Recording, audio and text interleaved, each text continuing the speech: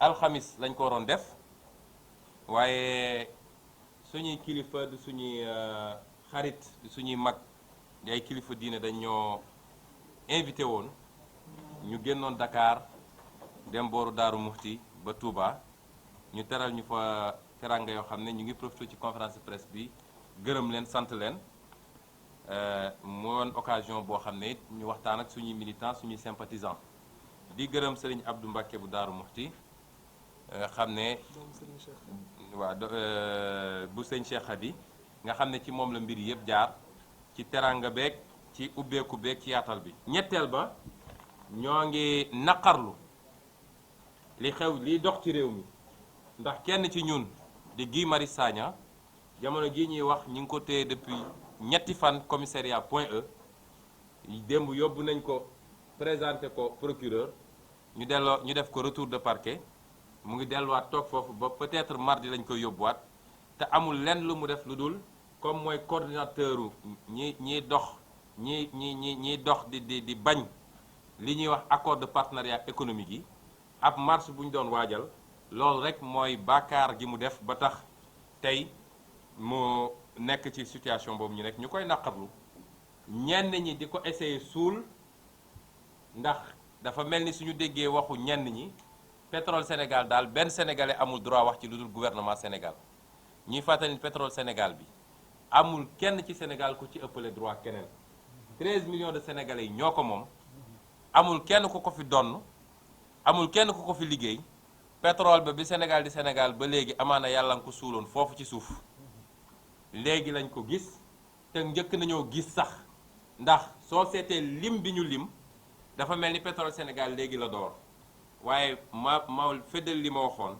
97 la ñu gis gaz ba fële Gajaga 2004 la ñu signé décret bi ñu jox Fortesa mu commencé exploiter gaz ba ci anam yoo xam ne yu leeroon la waaye 2013 dañ ko yaatal ba tey fi mu ne nii mbir mu lënt la ndax kenn xamul fa gaz ba di dem 1962 wala 63 découvrir nañu pétrole diggante Sénégal ak Guinée te loolu fu mu am rek mooy am nañu njort ni ndax bassin sédimentaire bi benn la ni pétrole bi quand même mi ngi fi li ci des nag ay gëstu la li ñuy wax les travaux sismiques 3D di gëstu ba daj rek waaye ñëpp xamoon nañ ni fii am na lu fi ne donc pétrole bi doorul tey du moomeelu kenn du alalu kenn mënuñu nangu ñett ba juróomi nit tëju seeni bureau ak cër bu ñu am ci réew mi nag tëju seen bureau di ci signé lu leen neex dafa jot alal gi réew mi yëpp bokk ñu yor ko ci yorin boo xam ne kenn ku ne dina ci gis boppam te dina xam naka lañ ko yoroon loolu tax ñun ñu wax ci pétrole bi léegi nag am na génn yu am gouvernement Sénégal génn daal di wax ji lépp nag liñ ci jàpp ñun ci tënk mooy benn jublaay la amoon mooy société boobu ñuy wax Petro-Tim te ki ñuy wax Aliou Sall doon gérant ba gérant nag responsabilité totale la am civil et pénal ci li muy gérer gérant du actionnaire waaye responsabilité bu rëy la am mooy yor entreprise bi bés bu ne suñ doon bind bataaxal moom lañ koy bind tey waa impôt suñ doon bind impôt Petro-Tim duñu bind à Petro-Tim dañu naan à monsieur le gérant de Petro-Tim kon kooku responsabilité am daf cee am solo ñu gis ni wax ji yëpp dafa tënku ci lenn boo demee ci page numéro 4 ci déclaration bi yëpp nga xam ne mat na 7 wala 8 pages lu ma ci bindoon bi ma ko paginé war naa mat sax 7 ou 8 pages waaye déclaration bi yëpp soo demee ci page numéro 4 liñ ci jubloon mooy fexe ba ne ni Petro-Tim nekkee ci pétrole Sénégal diggante anam yi ñu ko joxe anam yi mu ko yore ak anam yi mu ko jaayee dara newu ci ñu gis nag ni loolu dañoo bëgg a lëndëmal askan wi ndax demewul noonu ñuy laaj nag benn li jiitu mooy Petro-Tim anam yi ñu ko joxee pétrole bi jaarul yoon ndax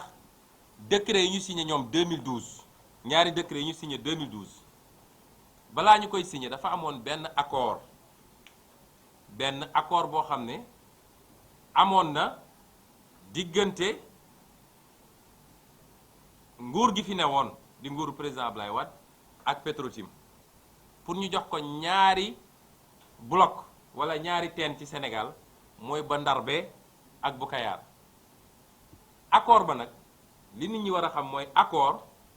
joxewul. accord dañ lay jox ne la léegi demal nga remplir conditions yi diggante accord bi ak bi ñuy signé décret bi am na ay conditions wala remplir bokk na ci conditions yooyu sax mooy ci ñetti weer yi war ngaa créer benn société fii. accord ba joxewul mais bi accord bi amee ci diggante ba nguur googu daanu nguur gu bees ñëw mais balaa loolu am na benn société bu tudd Tullow Oil boo xam ne moom dafa bañoon ne accord boobu ñu def jaarul yoon jaaduwul ndax moom dafa nekkoon booru Mauritanie di fa gëstu pétrole ak gaz daal di ñëw proposer nguuru Sénégal pour mu continuer fii ñu nangul ko ba muy discuter ak ñoom ba sori mu xëy rek dégg ni joxe nañu keneen mu daal di def réclamation ñoom ñu jël dossier bi jox ko IGE caytu dossier bi ba gis ni accord bi ñu def diggante Sénégal ak Petrotim accord boobu dëppoowul ak code pétrolier kon accord ba baaxul. waa lan moo tax ñu gaawantu ñoom malgré tout dem signer décret ñuy ñaan ñun comme nee nañu jamono transparence ba ñu ngi publier ñu wax leen ni li ñu publier amul dara lum ñu jàngal ndax ay contrat ak ay accord la ñu publier li ñu ñaan mooy rapport IGE boobu nañ ko publier ñu xam IGE lan moo newoon conclusion est-ce que d'accord na ci joxe bi ñu joxe Petrotim muy benn ñaareel bi comme transparence rek la ñu bëgg contrat bi nga xam ne moo dox diggante Timis ak Cosmos nañ ko publier ak contrat bi nga xam ne moom la Petrotim signé digganteem ak Timis pour jaay ko 90% action am nañ ko publier parce que soo seetee seen wax dañoo dem ba ne diggante jaay yépp ñoom dañ ko tuddee Farmouth Accord Farmouth Agreement mooy contrat d'affermage mooy Saare mii jox nañ ko ay teeni pétrole waaye dem na ba ci biir xam ni mënul mu ñëw gis ma ne ma léegi comme yow am nga capacité ñëwal nga def ko suñu amee ñu séddoo noonu lañ ko présenté mais demewul noonu boo demee ci document bi nga xam ne moom moo tënk gannaaw bi Petrotim jaayee Timis jaay Cosmos moom moo tënk pétrole bi léegi ni mu doxee ñu ne état du Sénégal am na fukk Petrotim am na fanweer non Timis am na fanweer Cosmos am juróom benn fukk boo demee ci document boobu li ñu bind mooy Petrotim dafa jaay wàllam Timis waxuñu daf ko wane ko kaa ñu liggéey dafa ne daf koo jaay wàllam 90% bi dafa koo jaay donc loolu contrat boobu su dee ñoom transparence rek la ñu bëgg nañ ko publier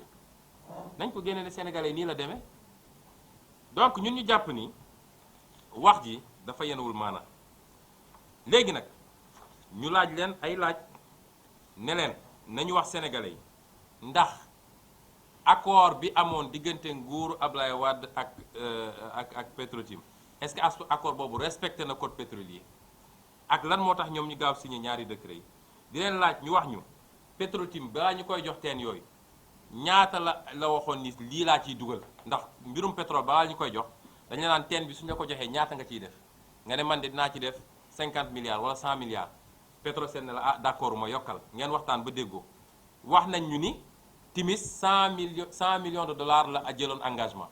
ñu ne ñu Cosmos 250 millions de dollars la jël engagement waaye ba léegi waxuñu Petrotim ñaata la engagé woon de nañ ñu ko wax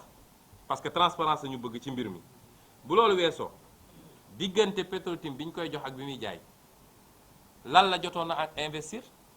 lan la dugal ci Sénégal lan la def ci teen yooyu ci diggante recherche beeg exploration beeg développement beeg yeneen ak yeneen nañ ñu ko wax donc ensuite bi mujjee mooy nguur gi contrat yi li ñu wax mooy man su ma doonee investisseur ñëw signé ak nguur gi Petrosen mooy représenté nguur gi ñu ne jaay nañ ma ñu ne jox nañ ma nangam 90% yi yoon dafa ne man su ma demoon ba bëgg a jaay samay 90% balaa may waxaale keneen nguur gi moo njëkk a am àq ci 90% yi lan moo tax nguur gi comme nee nañu lépp dañ koo joxe gratuitement mooy njëg amu ci waaw man su ma moomee sama pétrole jox la nga dem ba ne munoo war koo jox keneen te fukki dërëm génn ci du ma jëlaat sama pétrole te yoon may ma ko lan moo tax ñu bàyyi ñu jaay keneen ba keneen jaay keneen te ñoom exercer wuñu li tubaab di wax seen droit de préemption lënt yooyu la ñu bëgg mu leer moo gën ñu ñëw taxaw sëlëm sénégalais yi wax ay wax dànkaafu nit ñi foog ni Sénégal mën nga fexe ba sénégalais yi du ñu wax ci pétrole lii ñuy wax ñun dañ ko wax publiquement parce que acteur politique lañu mais mooy li sénégalais di wax